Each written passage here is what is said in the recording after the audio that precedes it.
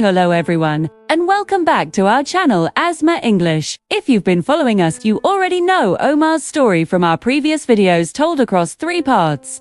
Today, we've put it all together for you in one full, complete video.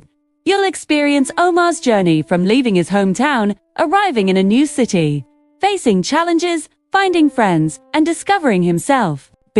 Everything you loved from the 3 parts is here in one place, so grab a drink, get comfortable, and enjoy the full story of Omar. This is the first part of Omar's journey.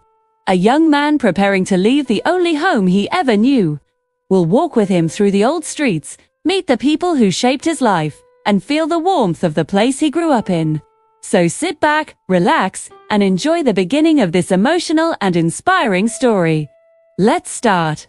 Omar had lived in Al-Nala town for as long as he could remember. To us, not a big town, not a famous one, and not a modern place full of tall buildings. It was just a small, warm town by the sea, simple, old, crowded in some corners, quiet in others, but to Omar, it was the whole world. He grew up in a neighborhood called Heret Al-Fanor, named after the lighthouse that stood on the far eastern cliff.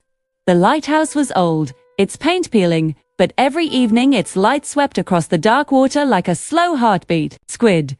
When Omar was a kid, he used to sit on the roof at night and count how many times the light turned before he fell asleep. The streets of Al-Fanor were narrow and uneven. Some parts were paved with stones, others still had soft sand, and when cars drove by, dust would rise into the air like smoke. But the people loved these streets. They were filled with life sounds, smells, faces, stories. Omar knew every corner of them. The shops of the town, the first place you smelled every morning was Abu Nasser's bakery, right at the beginning of the street. The smell of fresh bread mixed with roasted sesame and sometimes cinnamon was enough to wake the whole neighborhood. Abu Nasser was a large man with a big smile. His hands were always white from flour, and he never let anyone leave without tasting something. "Take this, Omar," he would say, handing him a warm piece of bread. "You're too thin. Bread makes the mind sharp." Next to the bakery was Hala's flower shop, a tiny place with colorful pots outside. Hala was an old woman who spoke softly, like she was always singing. Her shop smelled like jasmine and roses, even in winter. She had been there since before Omar was born, and every time someone got married, she made the flowers for the wedding. Further down the street stood the old market, a noisy, messy place where everything could be found. Spices, toys, clothes, tools, fruit, cheap electronics. Sometimes even things nobody needed but still bought.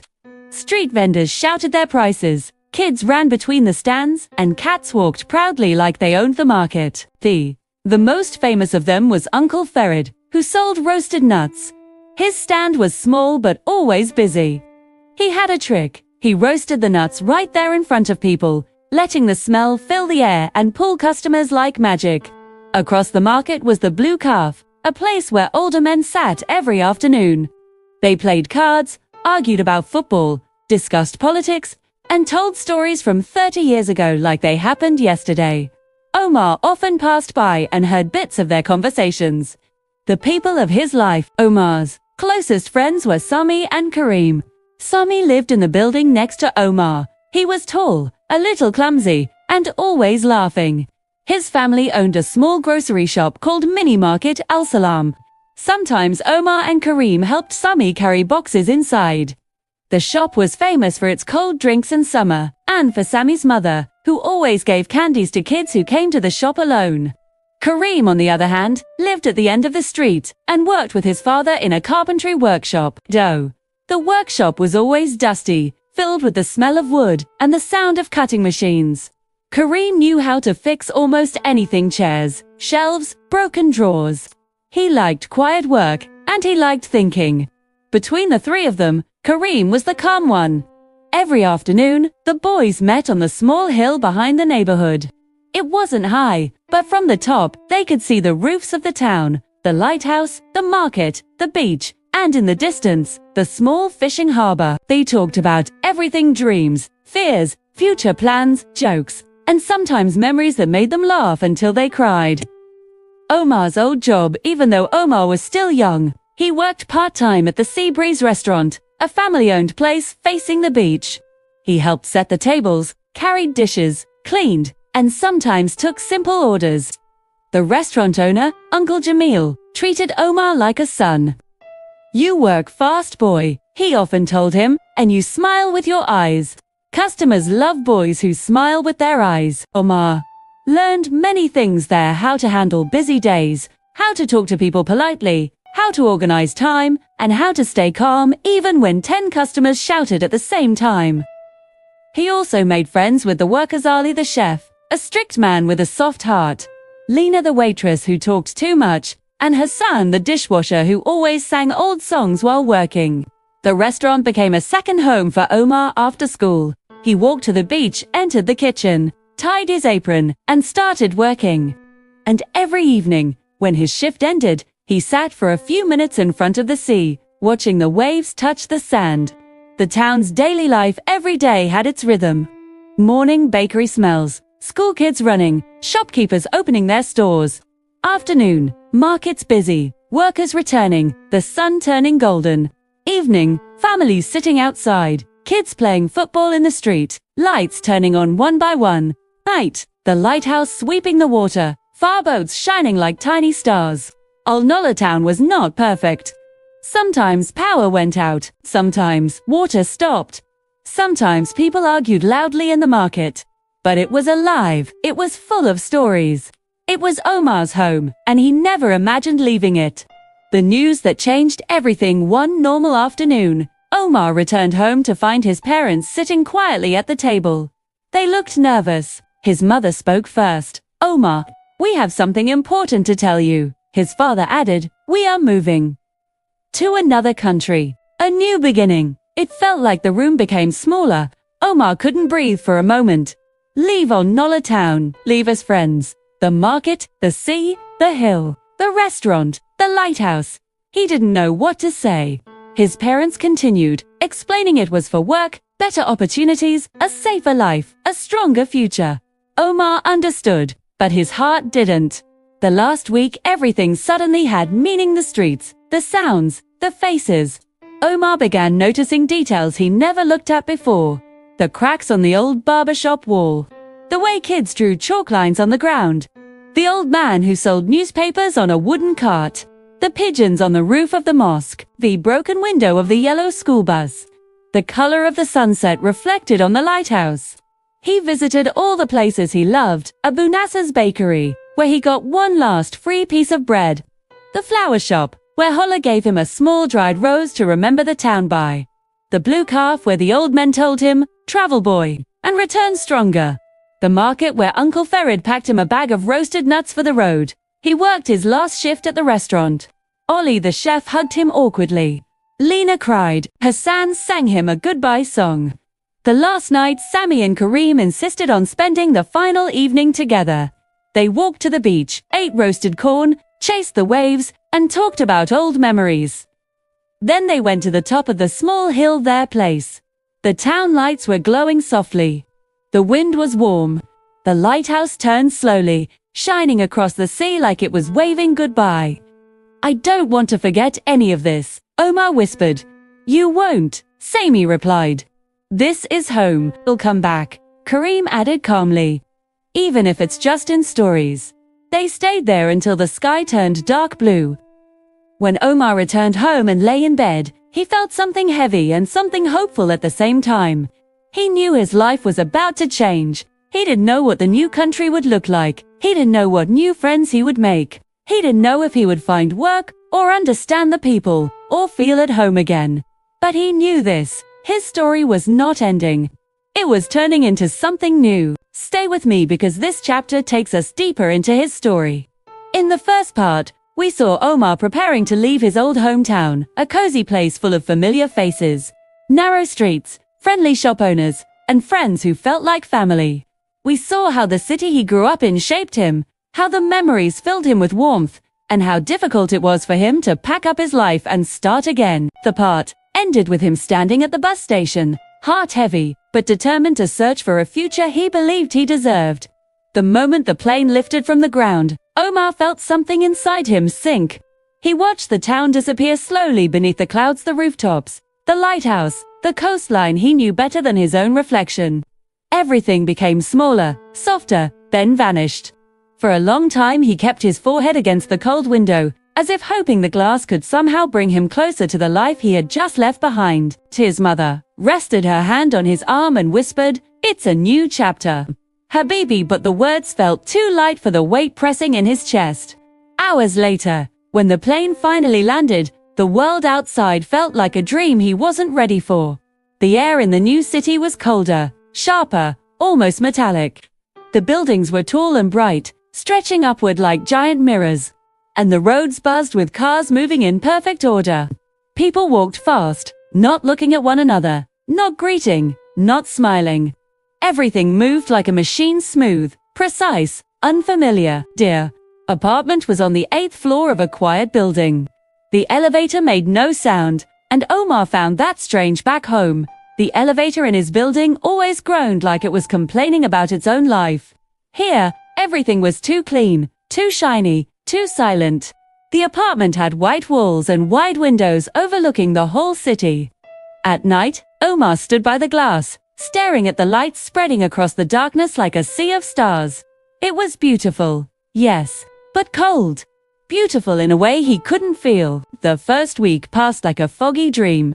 Omar followed his parents through supermarkets that felt like airports and streets that looked like puzzles. He nodded when people spoke to him even when he didn't understand.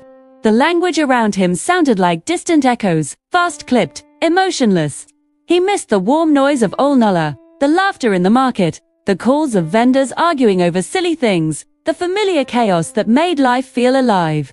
School was the hardest. When he walked into the classroom on the first day, every eye turned to him for a moment, then moved away as if he were a passing sound.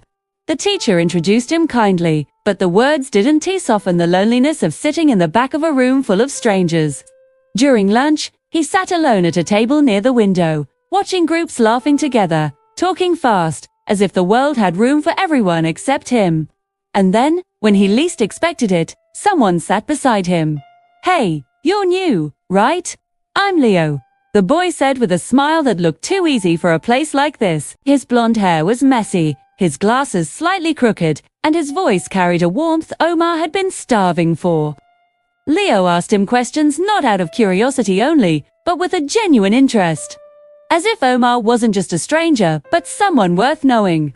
For the first time since he arrived, Omar laughed, a small, honest laugh that surprised even him. Leo became his first anchor in the new world.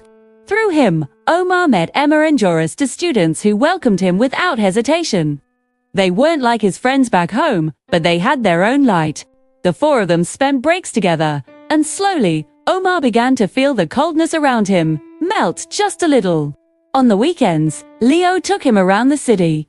They explored the big park with its tall trees and quiet lakes, walked through markets full of foods. Omar had never seen and visited hidden cafes, where the lights were warm and the air smelled of chocolate and old books. Sometimes, when the wind blew through the trees, Omar felt something familiar in it, something gentle, like the past breathing close by. But not every day was easy. Some nights he sat on the balcony, the city lights stretching endlessly before him, and he felt a loneliness so deep it hurt. He missed the sound of waves near the restaurant where he worked. He missed Kareem's calm voice and Sammy's loud laughter. He missed the bakery, the market, the hill where they used to sit and dream. He missed the version of himself that existed there. And then, one night, his phone buzzed. A voice message. He recognized the sender before he even unlocked the screen. "Say me, bro. The hill looks empty without you. Kareem fixed your old wooden box. We miss you. Tell us how the new place is. Tell us everything."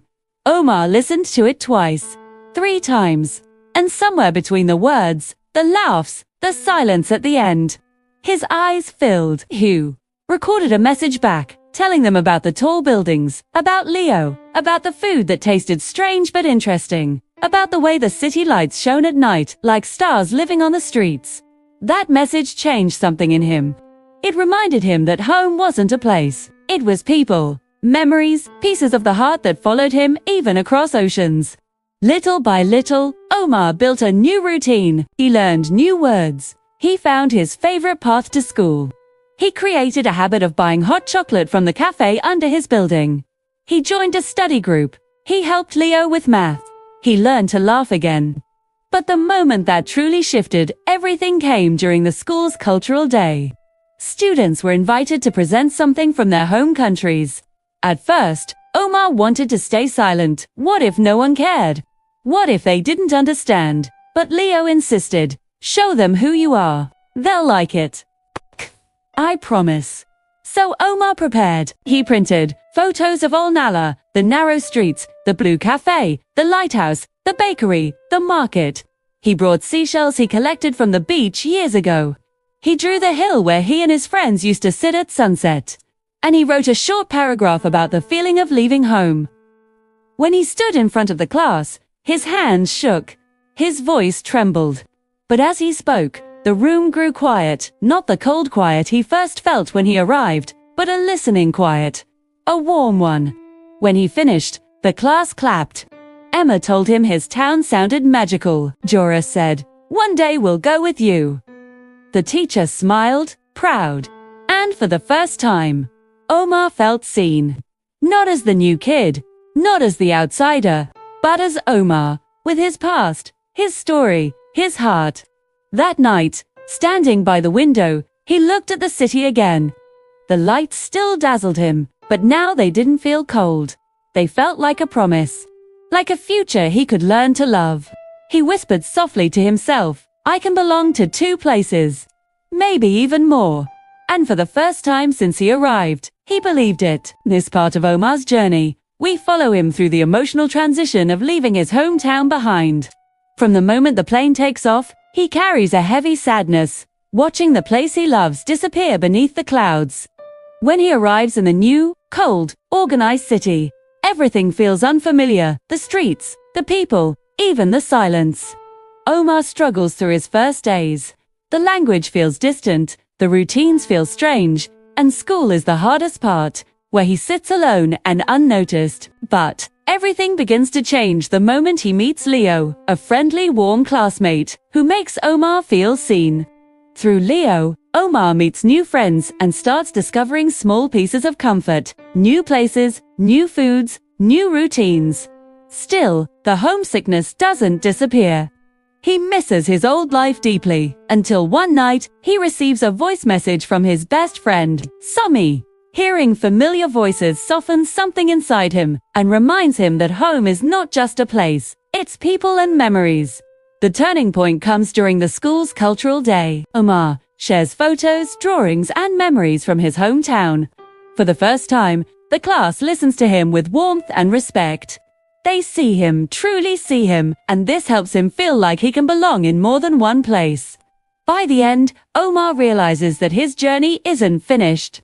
You know Omar's story from leaving his hometown, adjusting to the new city, finding his first friends, and discovering that he could belong somewhere new. Today, we'll follow Omar as he grows even more confident, explores his city in detail, builds strong friendships, and begins to feel at home. Get comfortable, grab a drink, and let's dive in. In part 1, Omar left his hometown, Al Nala, behind, saying goodbye to friends, streets, and memories that shaped his life. In part 2, he arrived in the new city, overwhelmed by its size, order, and unfamiliarity. He felt lonely and isolated, until he met Leo, who introduced him to Emma and Joris. Slowly, Omar began to adapt, connecting to the city and sharing his memories with friends back home. By the cultural day at school, Omar felt truly seen for the first time. Now, part 3 begins, where he starts building a life that belongs to him. Part 3. Finding home in a new city. The morning sunlight poured through the wide windows of Omar's apartment, reflecting off the tall glass towers across the street. The city that once seemed cold and intimidating now felt alive. Every sound, every movement, every shadow carried a rhythm he was learning to understand. Omar stepped outside, walking the familiar streets he had mapped in his mind. The tram clanged softly on the tracks. Vendors called out in languages that were slowly becoming familiar, and the smell of baked bread and roasted coffee filled the air. The little things caught his attention, the flicker of sunlight across wet pavement, the laughter of children playing near the fountains, the way a pigeon cooed as it strutted across the sidewalk. Tea. he made his way to the sports club, a place that had quickly become one of his favorite parts of the city.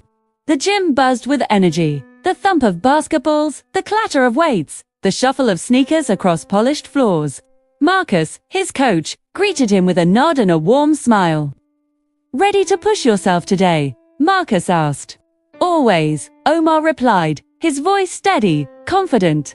The workout was intense. Omar ran laps, lifted weights, and practiced agility drills, feeling the steady burn of effort in his muscles. The sweat on his brow, the quickened heartbeat, and the exhilaration of exertion all made him feel alive in a way he hadn't expected. But beyond physical strength, Omar felt something else: growing confidence, resilience, a sense that he could tackle challenges both in the gym and in life. After the workout, Omar entered the locker room where a group of familiar faces greeted him. There was Lucas, who loved football and told endless stories about games he played. Hannah, who practiced yoga every morning and gave Omar tips to stretch his muscles, and Mateo, a quiet but supportive friend who encouraged him to try new exercises. Together, they laughed, shared snacks, and planned weekend activities. Omar realized that these friendships, small yet meaningful, were the threads weaving him into the fabric of the city. Later that afternoon, Omar wandered through the streets and neighborhoods he now called his own.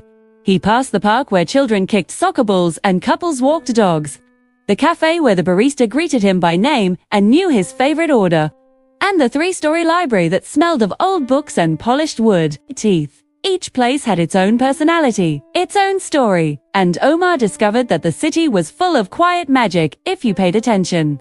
He stopped at a small bridge overlooking the river that cut through the city. Water reflected the lights from the buildings above, shimmering like scattered stars. He watched kayakers glide silently across the surface and noticed the rhythmic swish of their paddles. Standing there, Omar felt a calm he hadn't experienced in months. He pulled out his notebook and sketched the bridge, the river, and the skyline, capturing not just what he saw, but how it made him feel: connected, inspired, alive. Evenings became a special time. Omar often met Leo, Emma, and Joris at cafes near the river. They shared stories of school, teased each other about small mishaps, and planned trips around the city. One evening, they visited an art exhibition. Omar's eyes widened at the paintings, sculptures, and photographs that depicted emotions he recognized but couldn't always express. For the first time, he realized that this city offered not just survival, but inspiration. Weekends were spent exploring hidden streets, tiny bookshops, and markets full of spices, teas, and fruits he had never tasted before. Omar took note of every detail: the color of awnings, the way sunlight struck the cobblestones, the pattern of tiles in small coffee shop, the sound of live music drifting from a street corner. These observations, at first subtle, gradually built into a deep familiarity, a sense of ownership and belonging he had felt in the early days. Despite all this, moments of reflection still reminded him of Almala. He sometimes closed his eyes and pictured the narrow streets, the market, his friends laughing at old jokes, the lighthouse silhouetted against the sunset. But unlike before, these memories no longer carried a sharp pang of loss. Instead, they blended with his new experiences, creating a richer, fuller life. Omar understood that home wasn't about choosing one place over another. It was about integrating past and present into a single, living identity. One particularly rainy evening, Omar returned from the gym, dripping wet and exhausted. He paused on his balcony, listening to the patter of rain on the rooftops, the distant hum of traffic, the muffled chatter of neighbors. Leo called him later that night, inviting him to join a weekend hiking trip. For the first time, he felt real excitement for the future, not anxiety or fear, but anticipation. Before going to bed, Omar wrote in his journal. He wrote about his friends, the streets, the gym, the cafes, the library, the river bridge, and the rain. He wrote about how the city no longer felt like a challenge or an obstacle, but like a living companion. "I can love both worlds," he whispered. "I can hold Alnala in my heart and still build something beautiful here." The night passed quietly, filled with reflection, and Omar slept with a sense of calm and hope. The city was no longer alien. It was a place of friendship, growth, and dreams. and he knew that the next chapter, filled with challenges, surprises, and new opportunities, was waiting just around the corner. Before we end, I'd love to hear your thoughts. Leave your answers in the comments. How do you think Omar's perspective on the city changed from part 2 to part 3? Which place or experience helped Omar feel most at home in his new city? How important were Omar's friends in building his confidence and happiness? What do you think Omar's next challenge or adventure will be? Thank you for following part 3 of Omar's journey. Don't forget to like, subscribe, and turn on notifications so you won't miss the next chapter. More emotions, growth, and discoveries are on the way. See you in the next story.